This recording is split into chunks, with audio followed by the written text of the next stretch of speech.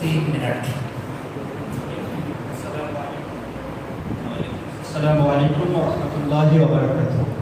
সময়ের স্বল্পতা, তাই ভূমিকায় সময় নিতে চাইছি না। তবে গোলাম সাহেবের পরে আমাকে তোলাটা আমার জন্য বেশ উপকারী হয়েছে, কারণ আমার ভূমিকাকে ওটাকে আমি ধরে নিচ্ছি আর কি।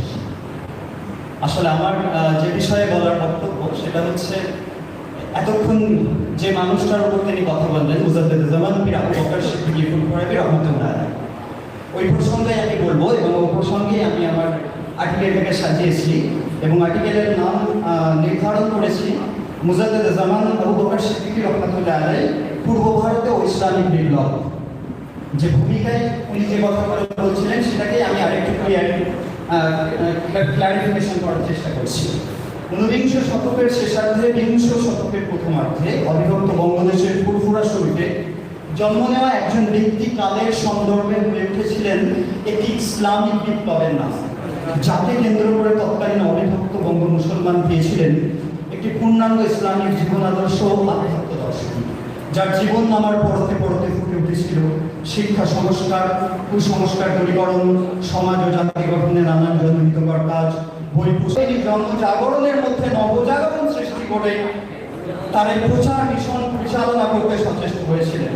এক্ষেত্রে মনে রাখা দরকার, মুজাদ্দেদ জামান সৈয়দ আহমদ বিন ইরফান সাহেব রেলভি রহমতুল্লাহ আলাইহি তার বিশিষ্ট খলিফা মাওলানা কারামত আলী জৌনপুরি রহমতুল্লাহ আলাইহি কর্তৃক যে নবজাগরণ তথা সংস্কার আন্দোলন পূর্ব ভারতের বুকে সূচনা হয়েছিল, সেটাই ফুরফুরাবি আবু বকর সিদ্দিকী রহমতুল্লাহ আলাইহি তার মিশন কেন্দ্রিক ধর্ম প্রচার ও সংস্কার আন্দোলনের ফলে উভয় বঙ্গ আসামের বৃহত্তর মুসলিম জনগোষ্ঠী তার উল্লেখযোগ্য ধর্মীয় শিক্ষার প্রচার এবং প্রসার লাভের কারণে মুসলিম জনমানুষ উপকৃত হয়েছিল। ফলত মুসলিম জনমানুষে ইসলাম ধর্ম সম্পর্কে যথাযথভাবে ধর্মীয় জ্ঞানের উন্মেষ ঘটেছিল।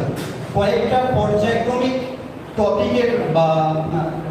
টপিকের আন্দাজে আমি বিষয়টাকে পর্যালোচনা করেছি। তার মধ্যে সাব টপিকের যে নাম এখানে দেওয়া হয়েছে সেটা হচ্ছে বৈপ্লবিক প্রচেষ্টার অত্যাধুনিক প্রক্রিয়া স্বরূপ শিক্ষা প্রতিষ্ঠান এবং শিক্ষা সংস্কার আন্দোলন। এই শিক্ষা প্রতিষ্ঠান এবং শিক্ষা সংস্কার আন্দোলন করতে গিয়ে মুজাদ্দেদ জামান এবং তার সর্বোপরি যে মিশন, সেই মিশনরা মিলিয়ে সর্বমোট এই আমাদের পূর্ব ভারতের জমিনে 800 মাদ্রাসা তিনি স্থাপন করেছিলেন এবং 1100 মসজিদ তিনি স্থাপন করেছিলেন। এছাড়াও খানকা কেন্দ্রিক তার খলিফাদের মাধ্যম দ্বারা দিনের প্রচার প্রসার, সংস্কারের প্রচার প্রসারের কাজ তিনি করেছিলেন। আরও একটা বিশেষ মানদণ্ডের আলোকে তিনি তার প্রচার ভিশন বা প্রচার মিশনকে চালিয়েছিলেন, সেটা হচ্ছে বই পুস্তক প্রণয়ন এবং পত্র পত্রিকা প্রকাশের মাধ্যমে সংস্কারমূলক বা ইসলামিক জাগরণ।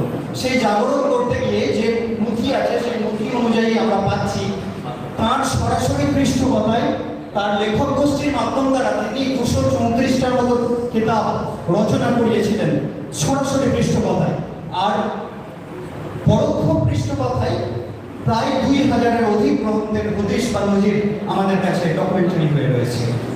বই পুস্তক পত্রপত্রিকা প্রকাশের পাশাপাশি পত্রপত্রিকা প্রকাশের মাধ্যমে ইসলামী জাগরণ তৈরি করতে চেয়েছিলেন। তৎকালীন সমাজ প্রেক্ষাপটে ইসলামের যে প্রকৃত সুবাস, রসুলের যে প্রকৃত সুবাস, ইসলামের যে প্রকৃত দর্শন, সেটার বিচ্ছুরণ ঘটানোর জন্য তিনি পত্রপত্রিকার সহযোগিতা নিয়েছেন এবং তৎকালীন সময়ে বিভিন্ন পত্রপত্রিকায় তার পারস্পরিক প্রভাব ছিল এবং পরোক্ষ প্রভাব ছিল। তার সাথে সাথে সরাসরি যোগাযোগ করে বা তার সরাসরি প্রভাবে প্রায় 20টির মতো পত্রিকা তিনি প্রকাশ করেছিলেন।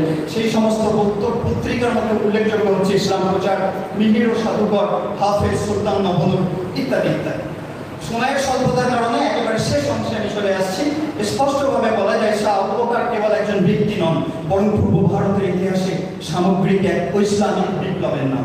বালাকোটের বিপ্লবী চেতনার উদ্দীপনা তার এবং তার অসংখ্য খলিফাগণের মাধ্যমে বিরাজ করেছে পুরো দেশে। তাই তো তৎকালীন ব্রিটিশ অপশাসনাধীন এই অঞ্চলের সকল অপসংস্কৃতিকে নিশ্চিহ্ন করতে তার সংস্কার আন্দোলন ছড়িয়ে দিয়েছিল দুই বাংলার প্রতিটি মানুষের দোরগোড়ায়। ব্যক্তি, সমাজ ও রাষ্ট্রের এমন কোনো অঙ্গল ছিল না যেখানে তার সংস্কারের ছোঁয়া লাগেনি। সকল অন্যায় কুসংস্কার বাতিলের বিরুদ্ধে তিনি প্রতিরোধ করে তুলেছিলেন। মাওলানা মহিউদ্দিন খান মুজাদ্দেদ জামান আবু বকর সিদ্দিকী রহমতুল্লাহ আলাইহির সংস্কার আন্দোলনকে মুজাদ্দেদে আল-ফিসানি রহমতুল্লাহ আলাইহির সংস্কার আন্দোলনের সঙ্গে তুলনা করেছেন। এখানে আমার সংক্ষিপ্ত বক্তব্যের ইতি টানলাম। ওয়া আখিরু দাওয়ানা আলহামদুলিল্লাহি রাব্বিল আলামিন।